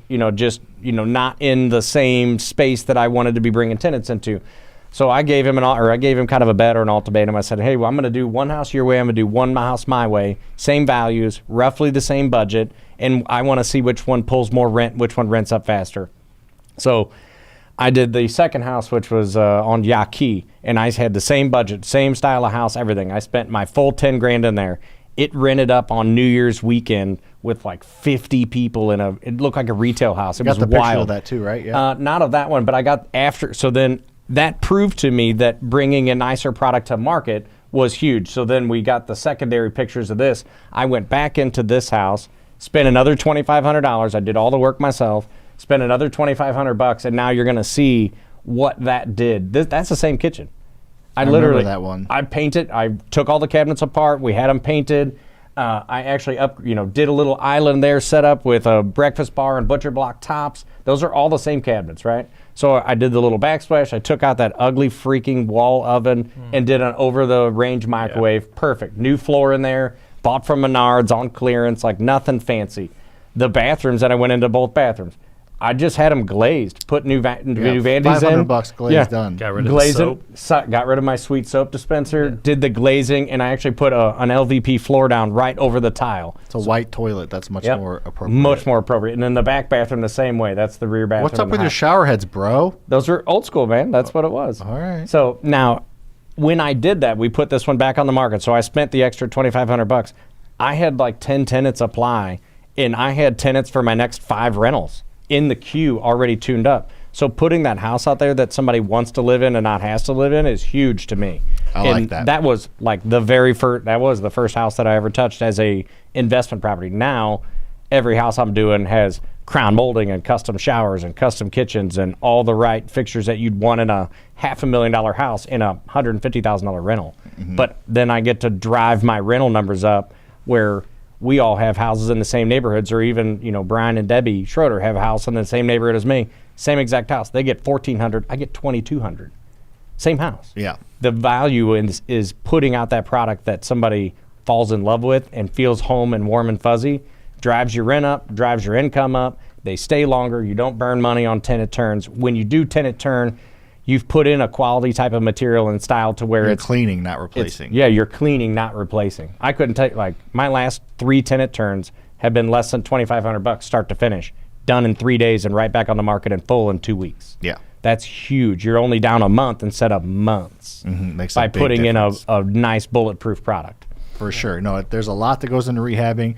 It's one of those things where you just have to do it to actually understand it, and you just have to kind of screw up and fail and do things the wrong way, and most people would go the cheap route and then go the other route. So pretty standard process as far as I feel like most people do it, but just understanding the quality and the importance of a quality product, it just helps everything. Oh, it'll save you those phone calls in the middle of the night. I've even in the process of doing all my rentals, I've even like safeguarded that to where if somebody has an issue in the middle of the night, we've got options for them without even calling me. To where I don't have the headache, when we're in Aruba or Mexico or fishing or hunting, whatever we're doing as a family. Yeah, Gussie goes on out of the country every other month. Leaving next week. I know. But that gives me the ability to know that if something happens, I'm not getting that phone call in a panic mode. It's like, hey, call this guy. He'll take care of you. He's already got keys at the house. He can make access off this lockbox. Boom, we're in. I don't have to even go there to make sure stuff gets done in a timely fashion. I love it. Well, look, how about everybody put their hands together for our very first subject matter expert, Dusty. That freaking horn. That's to me. Yeah. You did good. You didn't. You did good, kid. We only went 8. We only went 8 minutes overtime. 7 minutes overtime. I would have lost some money thinking that we would have kept you said 10 plus. Yeah, I would have said 10 plus. I thought I did all right. I can talk 100%, and they I'm both aware. know how to get me back on track, and neither one of them goldfished me, so it was good. I didn't goldfish you. I almost did, but I did not. Goldfish is what you say to Dusty to get him to stop talking. Yep, it happens. I like to chat. Awesome. All right, buddy. Give me some nuts. I appreciate that. All right. Awesome. Appreciate it, Dusty. I'll Good bow job. out of here. You're good, my man. All right, now we're going to get into some Q&A on here where we're going to answer your questions. So feel free, whatever platform you're on, to ask them.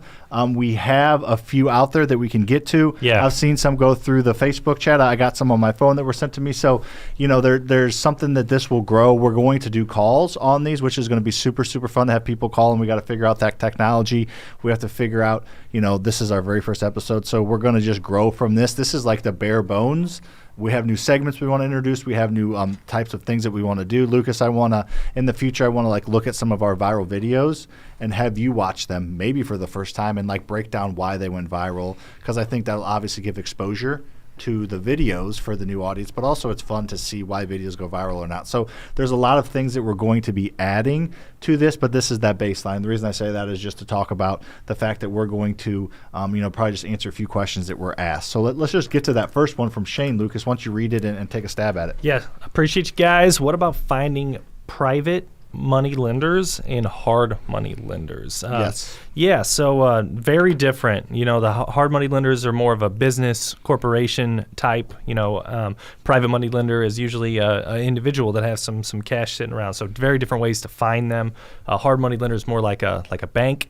So I would utilize your local meetups and also just Google, hard money lenders in such and such area, and just give them a call. Start building a relationship. Like anything else in real estate, the stronger the relationship you have with that hard money lender, the more the easier it's going to be to get those deals done.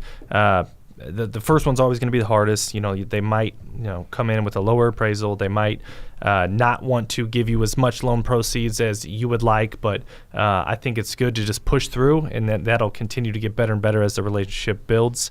But yeah, vet your private lenders as they'll be vet your hard money lenders as they'll be vetting you as well.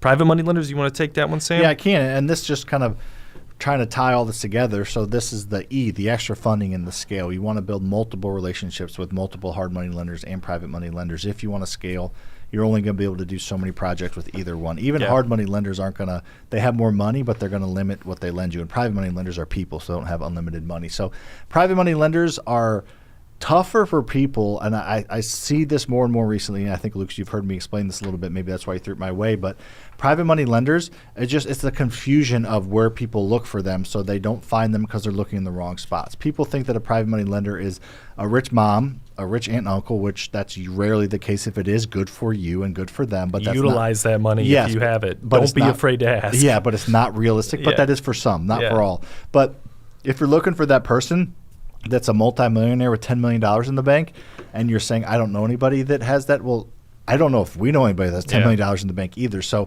you're looking in the wrong place. You need to look for everyday W-2 corporate employees, your prototypical private lender, and there's a ton of different ones, but your prototypical private lender is going to be someone in their 40s and early 50s. They have lived at their house for 15 or 20 years, so they have equity in the house that they can pull a home equity line of credit and lend to you.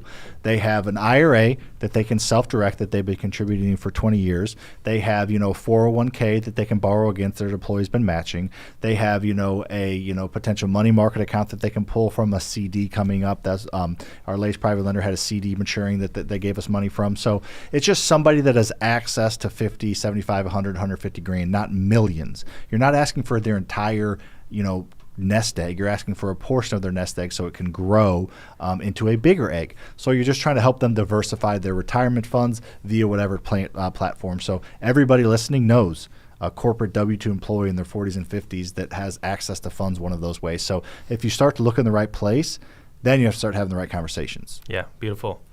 Next question here from Zach. Can we hit that one, guys?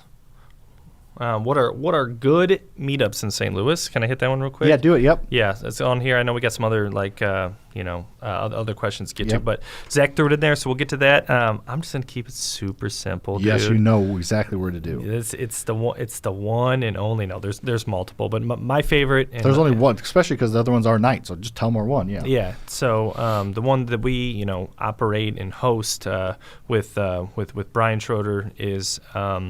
BRRRS Club, and it's the third Thursday of every single month, 6 o'clock here at our office. It's fantastic. It's the one Sam and I have been going to long before we've hosted it. We started going there back in 2015 or 2016. We used to buy houses from there, build relationships. It's really powerful. About 250 people come, contractors, vendors, real estate investors, all types of knowledge where you can network and get some good information from whoever is presenting as well. So Buyers Club, Sam and I are presenting this coming Thursday, so this will drop before that, correct? It's right now, yeah. Oh, yeah, and we're live. It's live. So, yeah, this coming Thursday, which is what, the 15th? February 15th, Sam and I are presenting about all the freaking mistakes we made and how we've learned from them and how we're going to get better going forward. So, Buyers Club, start there, and if you want more in addition to that, I'm sure you can find those as well. I think now that we're like open to the public with live, I think, and this is me, not you, this is talking to myself, you too, maybe we should avoid the F word. Maybe I think other words are okay, but like we're live and I don't know. I just feel No, I have been, and so was Dusty. Well, I mean, if you use quotes, you'll be Yeah, I don't know. I just think it's probably the best practice. But anyways, there's some more questions, and some will pop up, but I have one here on my phone. So Sleepy Ivan says, I want to learn how to wholesale. How can I start? So dig into this a little bit first. We went to, we talked about the BRRRRS method in this one. We're going to do an REI school on wholesaling. So make sure you're following us on all social medias, and especially YouTube, where this is going to be kind of streamed the best way and saved live every single week on Wednesday and Thursday, as well as on the podcast platforms. That's where these are going to be housed long term.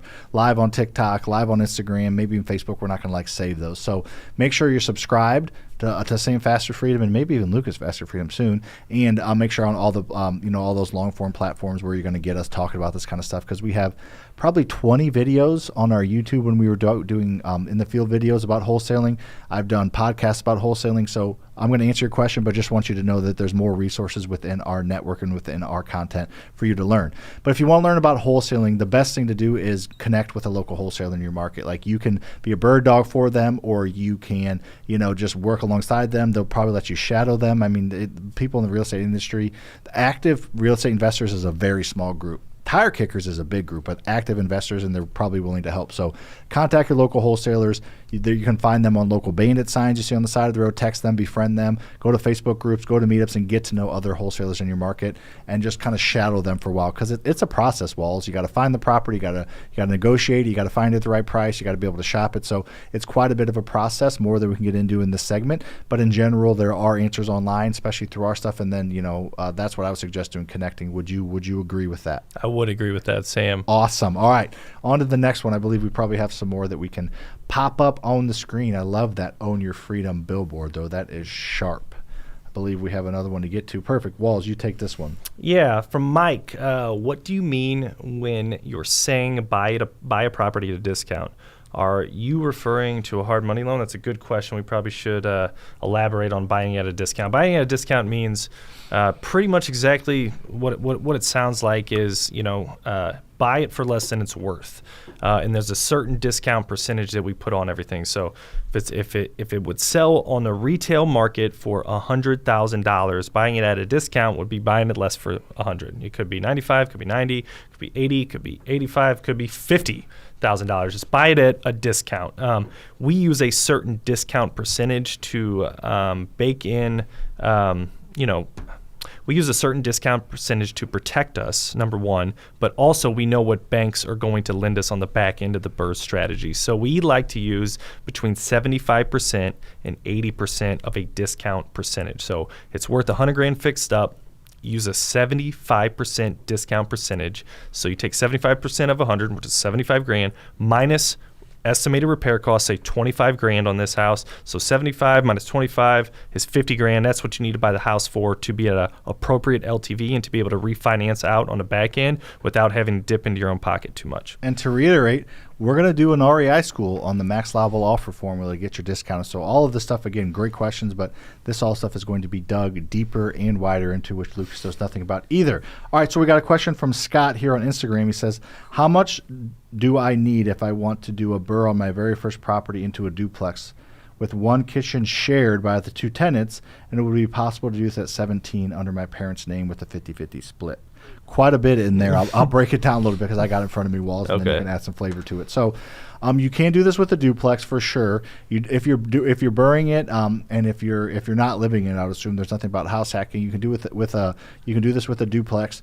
You don't need a ton of extra money. Now you're 17, so we're going to talk about that here in a minute. But in general, assuming you don't know your age, you can do this at you can do this with a duplex for sure. You don't need a ton of extra money because you're not going to be hopefully needing to use it, but it's okay. I would say having 5 to 10 grand in the bank is a good thing. And then having a shared kitchen is a little bit odd. It's kind of like almost living like a dorm style. I think that would deter a lot of tenants, just personally for your situation. I think it's still possible. Some tenants will be okay with it, but you're not going to get market rent. If there's a duplex down the street that has its own kitchen, own bathroom, and separated space, that's going to get more rent than your shared kitchen. So just know that going in. And then as far as, I think your only option at 17 is to partner with a parent. You have to be 18 to legally execute contracts in the United States on the real estate side. So being 17, you can partner with your parents. But honestly, I'm going to let you take this one. What would you tell him at 17 years old to do? What would I tell him at 17? I'll go. I thought you'd just learn as much as you can. Like, don't try to buy a rental at 17. I feel that's really cool, but I feel like that's really tricky to do. Like, as much as I don't want to say don't do it, you have to partner with somebody to do all that. Just wait till you're 18, 17, stay out of trouble. Don't do drugs. Learn as much as you can. Make connections. Like, I feel like you're 17. You don't even really know what you want. Don't do some drugs, right? Right. Yeah. I think people mature differently, right? You always say the phrase of everybody wish they bought real estate earlier. So if he waits till he's 18 or 19, be like, damn it, I wish I would have started earlier. 17. So what was I doing? In my junior year in high school, freaking in home ec class. I should have been buying real estate. For sure. Yeah. Dig in. Maybe wholesale a couple properties. Yeah. Yeah. I think there's a lot of options there. But if your parents are willing to partner with you, I don't think that's bad juju at all. I think that's a good idea. Very cool. What other questions we got, Prim? I think we got. Got to them all? No, I don't think so. I think there's probably another one or two that can pop up. What do you? Oh, that's Mike. All right, here we go. Chris's Walls. I'll let you take this one. I took the last one. Yeah. What's your minimum cash flow percentage on a deal before it's a no deal for you? Good question. So yeah, it's a great question. So most of our rentals here in the St. Louis area, the areas that we'd like to buy in within St. Louis, are all pretty similar ARVs, I would say. All of our rentals are worth between $150,000 and $300,000, give or take. Majority of them are probably worth $190,000. That's probably our average. Mm-hmm. So I'd say probably close to 200 now, just clean number for average. For sure. Let's say 200 grand. So we don't stray too far from that. So we don't go off a percentage every single time, but I'll give you an answer. One standard deviation off. Yes, just one. Maybe 1.25. Depending on the derivative. Yeah. So we look for a net cash flow as a dollar amount because we know we're not here. Let me say this: for $200,000 property, we look for a net cash flow. So rental income minus every single expense you can think of for about $200 a door per month. Okay. Now, we wouldn't look for $200,000 a door a month if that's $1 million rental $200 a door a month if that's $1 million rental property. That doesn't make sense. But we know we're not buying $1 million rental property. So not knowing what market you're in, you can use a cap rate formula is what I like to call it. And we like to make sure you're at least 8% cap rate. I know that might be getting a little technical right now. So look at your rental income. And then subtract, this can be a tough one, rental income for the year, subtract all your expenses or estimated expenses for that project besides debt. Okay, besides your mortgage payment. Besides your mortgage payment. So that gives you an NOI, an annual NOI is what they call it, net operating income. You take that number and you divide it by how much money you put into the house. So purchase price plus rehab, and that should be at 8% or above. So that'll help you not have like a number, and that'll help you analyze a deal based on any range of value. Sorry, that was probably a little deep. That wasn't too bad. Well, that's the first time I've ever gone deep before. All right, so do you say data or data? I don't know. Yeah. Maybe you switch it up. Keep them on their toes. What do you say? One. I don't know which one I say. All right, I would love for you to. You're so good at answering questions. Yeah. All right, let's get on data. Probably data. Just if you look at the data. Yeah. If you look at the data. I don't know. I think I switch it up. I think you say data. All right, we're getting on to Riddle Me This. This is when I riddle Lucas. Oh, boy. Whoa, that scared the shit out of. Did that scare you? Hey. We just can't say F. That scared me. All right, riddle me this. We're going to riddle Lucas up. All right, so, Lucas, we got 3 riddles. Then he's going to do 3 true and falses to me. We're outro, and then we're going to throw our outline into the trash can. We even have a trash can, so you're going to want to hang around at the end. A few more minutes here. So, all right, Lucas. This one may have been said before, so you might get it. I don't know this one. I looked at it. What has a neck but no head? Yeah, so I think of, when I think of a net, I think I think of a giraffe, right? They obviously have a head, though. They have long necks, too. Long necks, but they have a head. So that's not the answer. So it's probably some sort of object out there. I'm trying to think of, like, what has a neck? What sort of object? I think of, like, a knife. Is there a neck on a knife? I don't think so. I think of a hose. Is there a neck on a hose? I feel like there's a neck on a hose. So I'm going to guess hose. And my other I'm going to guess hose. The answer is a beer bottle. Bottle. Neck of a bottle. I'd see that. It's kind of like You're a right hose. with the object. That's not at all like a hose. Very similar. How? Cylinder, open-ended, fluid comes out. Well, I mean, but a hose is like a long, huge, skinny thing. Doesn't have a big base to it. You don't I guess you drink out of a hose, but yeah. Very similar concept. I wouldn't say very. I would say slightly similar. Give me half. You're just gonna get woozy and banged up off a hose. No. Depends what's coming out of it.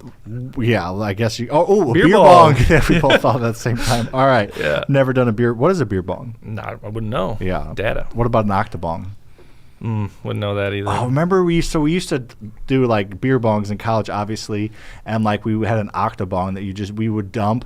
I remember one time we dumped. It was a huge big cup, and we had 8 different like spouts coming out of it. I think there was beer, there was vodka dumped in it, there was like probably other types of liquor all dumped in. I remember there was 8 hoses. 8 hoses. So and 8 were you people. on one of the ends too? We took her down, and then I think everybody just went and threw up. Yeah, I threw up right in the sink. Yeah, I did ran too. inside. I ran outside and threw up. That is my second favorite. Gosh, we probably shouldn't talk about this too much. That is my second favorite liquid bong mechanism. I'm not talking about. What's your first favorite? Flabongo. Oh, our flabongo. We had a flamingo that we made into a bong, like a little yard ornament. Yard ornament. But it had so much freaking mold in it. It had so much mold because you couldn't clean this thing. There were so many crevices. That thing was cool. The flabongo. That was for float trips. You know, it was gross. I remember we used to just do to get the foam out, which who cares? Like you'd wipe grease off your face to get it. But I remember coating the inside of it in butter to keep the or foam. Pam. Oh, that's so gross. That's all right. I like Didn't know we were going there, did you, Shaner Gainer and T. Jork? All right. Butter's good. Throw away the outside. A guitar is a good one. I love that. Yeah, that's true. Ooh, that is a good. The guitar would work too. All right, throw Unless away that's a head. Would you call that a head on guitar head? Yeah, 100% is called a guitar head. Well then. Oh no, there is a head of a guitar, right? Yeah, there's a guitar head. So close, Shaner. All right, throw away the outside and cook the inside, then eat the outside and throw away the inside. So I was thinking through this. There's so many this. If it's a food object, if it's something I'll give you that. Eat, it has multiple layers. So I think of something like an avocado that you don't eat the outside, you eat the inside, and then you throw away the really inside, the seed, but you don't cook it. So you can cook an avocado. You could cook an avocado, but it's not. But it's something like that, I bet you. Or the one I do think of that you do cook and kind of throw away the inside a little bit is an onion, because you don't eat the outside. You take out that little weird pit thing, and then you can cook onions. But those are the only 2 I can think of off the top of my head. I was trying to think of something that was in a wrapper, and you take the wrapper off. Yep. Is my on the right track there? Mm-hmm. Oh man, what's in a wrapper? You take the wrapper off. It's a natural wrapper. Oh, so not a banana, because. Close. Oh. Similar shape, similar color. Plantain. What's your guess? Would it be no, you don't cook a lemon. Nope. A similar shape and color as banana. Uh-huh. So it's yellow. Yeah. And shaped like a banana. Kind of, yeah, pretty much. Is it very common? Is it a fruit or a vegetable? Vegetable. Like a squash or a gourd? Corn. Oh, hey. I love that one. Corn on the cob. Yeah, I thought you were going to get it. It's shaped yellow, shaped like a cylinder. It's got the cob. Yep. And it's got, what's the shuck? Is that the Yeah, you outside? shuck it and then you cook Yeah. it and then you throw it. So I'm going to give you half of that one because avocado, a lot of those make Yeah. sense because you can't cook. So you get half for that one, not the first one. Okay. All right, so you're a half for 2. Third one. I think you'll get this one. I have no life, but I can die. What am I? Battery. Yes, sir. 1.5 for 2. Ding, ding, ding, ding. Let's go. Let's go. Some people said pineapple. I like that one too. Very similar kind of concept. You could definitely cook pineapple. Corns, that's the thing. Ooh, that'd be interesting if the comments we see are the right. Like you have to. No, It's not like me versus the world here, guys. That's going to be impossible for me. Well, we can't have them. We can't look because they're probably going to get the right answer. I didn't look. Okay. Yeah, I won't look. I won't look. All right, so this is where I go 3 for 3. Okay. Let's see. You go 3 for 3. True or false? Woo, that's segment. I don't know. We might change that sound. That scares me every time. Okay. You know who Charlie Chaplin is? Yep. Do you know who 50 Cent is? Yes. Very different ends of the human spectrum, I would say. Love them both. Very different ways. But 50 Cent and Charlie Chaplin were alive at the same time. True or false? So Charlie Chaplin was one of the first actors. He was in maybe the first movie or the first talking movie, whatever it was. It was a mime, right? Well, he just they didn't get audio, so he just was an actor, but they couldn't talk. Gotcha. He had that Hitler stash or whatever. That was like the style. So cool. The 20s is when he was around, I believe. The 20s or 30s, I would guess. So that means he was probably born in the early 1900s, and 50 was probably born in 1970. So if he lived to 70 or 80 years old, they were probably alive at the same time. This is why true, false, or hard, because it's probably a year or two difference. You act 50-50 shot. But they try to trick you. No one's trying to pick one. So in riddles, we try to help you with clues to give you the answer. In this, you try to take away clues. I wouldn't say you would try to help me with the riddle. All right, I'm going to say false. It's true. They were 50 was 2.5 years old when Charlie died. We're trying to see. That's what we're trying to trick. Yeah, so it's close. Yeah. I like your thought process there. Yeah, you didn't know I was that deep, did you? Well, you tell everyone. Every single show we do. That's true. So, wonder if it's true or false. It's one of those things where you talk about too much, it's probably not true. Yeah, right. All right. Okay. So, do you know the sounds of animals, Sam? Yes. What sound does a horse make? Nay. Very good. What about like a bird? Ah. Yeah, it could be. Lots of different bird sounds out there. Okay. So, giraffes. Yeah. Their sound they make is moo. See, that's so you act like I think true false is just as hard as riddles. But anyways, I feel like giraffes grunt, so I'm going to say false. It is true. This is what this says, but I would like to hear it and see if it actually sounds like a damn moo. Wasn't there a true or false or some sort of segment that we did that was like giraffes are the only mammals that don't make a noise, that don't have a sound? I've heard that before. Let's see. All right, let's hear it. Yeah, I'd call that a moo if that's real. If that's real. Talk about a I voiceover. could see that being like a voiceover that we freaking took, and that's all right. Whatever. 0 for 2. This is the worst ever. YouTube said it, so well, it's and both true. of these are like the obvious. The obvious answer is 50 Cent, Charlie Chaplin. It's like seems like a no way, so it's probably true. And this seems like that's goofy, so I should just go with my gut. I'm overthinking it. Go with I'm your trying gut, to bro. verbalize my thoughts. I should just go with my gut. 0 for freaking 2. What's new? Actually, usually pretty good at true or false. So, all right, last one. In Ohio, the state of Ohio, the city? Well, USA. Not that I don't know if there's another anything. Anyway, in Ohio, it says Ohio, USA on here. So just want to clarify that. It is illegal to get a fish drunk. So I've heard of this. There is a state or states that is illegal to get fish drunk. For sure. I've heard of that 100%. But I don't know if it's Ohio. That's where it's so like it could be like Illinois. What if it's a federal rule? Well, then that's really trying to spin this the wrong way. I'm going to say true. I'm going to say Ohio is the state. False. What state is it? Is it a state? Did he say?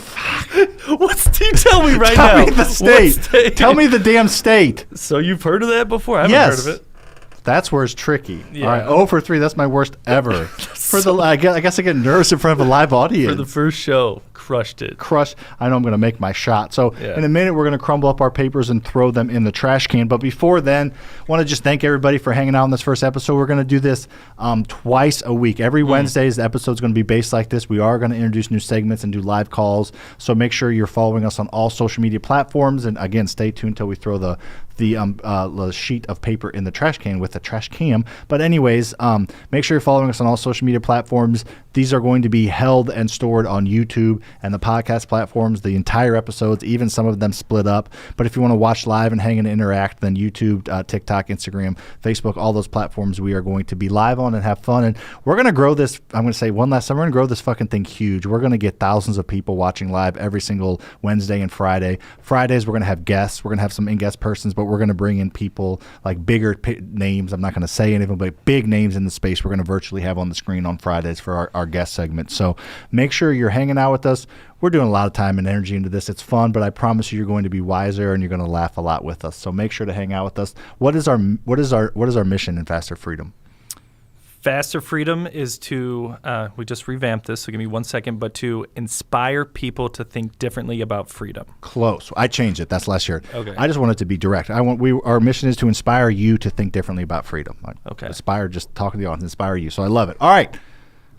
Ready to rock? Ready to throw the papers? Let's do it. Let's do it. All right. So hang on. If you're listening, you will hear us yell and who wins. So this is the trash. You want to go first, Walls? Yeah.